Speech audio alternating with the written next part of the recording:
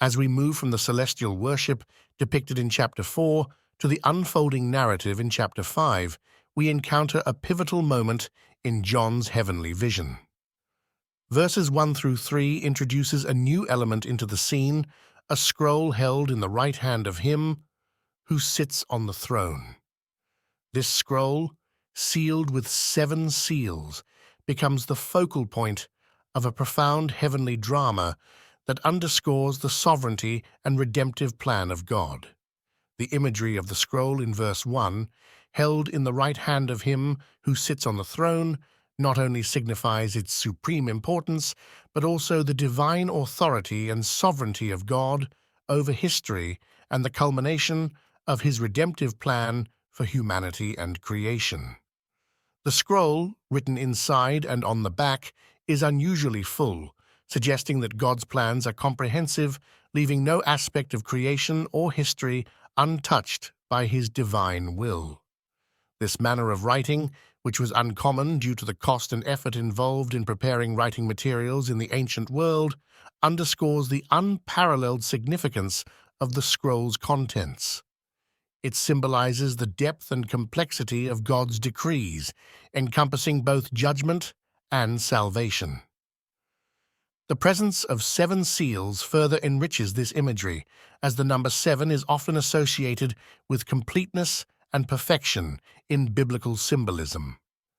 These seals indicate that the scroll's contents are secured by God's authority and can only be unveiled by his appointed means. This not only protects the sacred decrees within, but also marks the unfolding of God's plan as being under his sovereign control, executed in a manner and timing that aligns perfectly with his divine purposes. Moreover, the sealed nature of the scroll invites contemplation on the mystery of God's will. It suggests that while God's ultimate plan for redemption and restoration is certain and secure, its full revelation awaits the appointed time.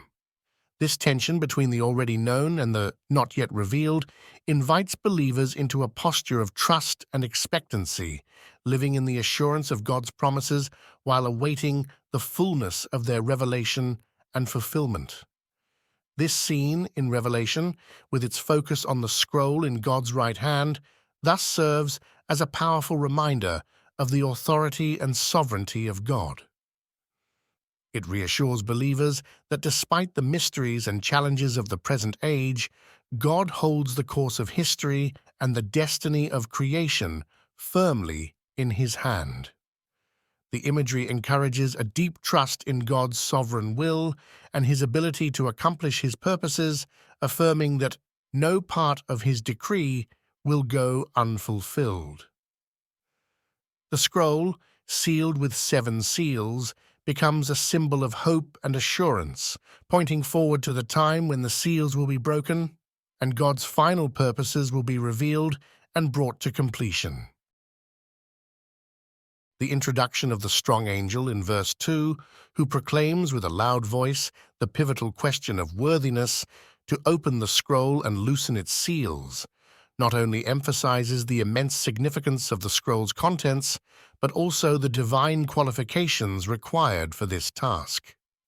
The angel's loud proclamation resonates through the expanse of heaven, underscoring the urgency and the cosmic importance of the task at hand.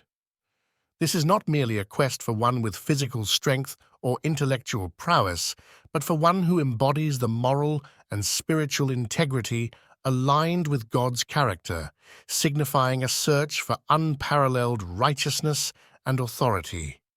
The question posed by the angel, who is worthy to open the scroll and to loose its seals, serves as a call that transcends the boundaries of heaven itself, extending into the earth and under the earth. This expansive search signifies that the revelation contained within the scroll has implications not just for the heavenly beings, but for all of creation. It underscores the interconnectedness of heaven and earth in God's salvific plan and the comprehensive scope of redemption that the opening of the scroll represents. Furthermore, This moment creates a profound sense of anticipation and suspense as the narrative pauses to consider the gravity of the situation. The worthiness to open the scroll is directly linked to the authority to execute and reveal the final chapters of God's redemptive history. The scroll's seals, emblematic of God's judgments and promises, require a mediator who can bridge the holy demands of God's justice with the merciful provision of redemption. This proclamation by the strong angel, therefore, is not merely a quest for a candidate, but a theological statement about the nature of divine justice, sovereignty, and grace. It raises deep questions about the nature of worthiness, inviting the audience to reflect on the themes of sin, redemption, and the qualifications necessary to enact God's will. The search for one worthy to open the scroll reflects the profound biblical truth that no person or being in heaven or on earth, apart from God's chosen one, can claim the right or possess the inherent holiness to unveil and implement God's ultimate plan. In this light, the angel's question becomes a moment of existential and eschatological significance, pointing beyond itself to the deeper realities of God's redemption and the unfolding of his sovereign purposes. It sets the stage for the revelation of the only one who stands worthy, highlighting the uniqueness of Christ's person and work as central to the narrative of Revelation and the climax of redemptive history. The anticipation and tension created by this question draw the reader's attention to the centrality of divine worthiness in the cosmic drama of redemption, preparing the way for the unveiling of the Lamb who alone is found worthy. The profound realization in verse 3, where no one in heaven, on the earth, or under the earth is found worthy to open the scroll or even look at it, deepens the narrative's tension and highlights the absolute holiness and authority of God. This comprehensive declaration of universal inability serves not only to elevate the significance of the task at hand, but also to illuminate the stark contrast between the Creator and his creation. It reaffirms the biblical theme of God's unique holiness and the insufficiency of all created beings when measured against the divine standard of purity and righteousness required to execute God's will. The exhaustive search across all realms of creation and the resulting acknowledgement of collective unworthiness underscore a pivotal theological truth. The gap between God's perfection and the fallen state of creation cannot be bridged by any created being's merit or effort. This moment of realization serves as a humbling reminder of the creature's dependency on the Creator and the necessity of divine intervention for redemption and revelation to occur. It magnifies the gravity of sin and the consequent separation it causes between God and his creation, further setting the stage for the introduction of the only one who can mediate between heaven and earth.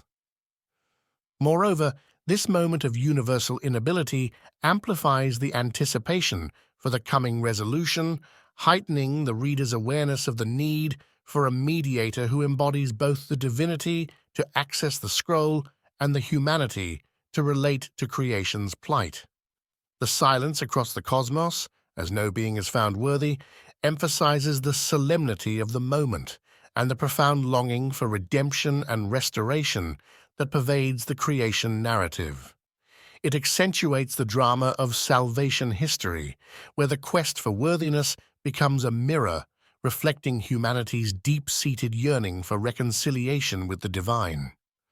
This verse, therefore, does not merely narrate a moment of cosmic impasse, but eloquently articulates the human condition in its estrangement from God and the longing for restoration.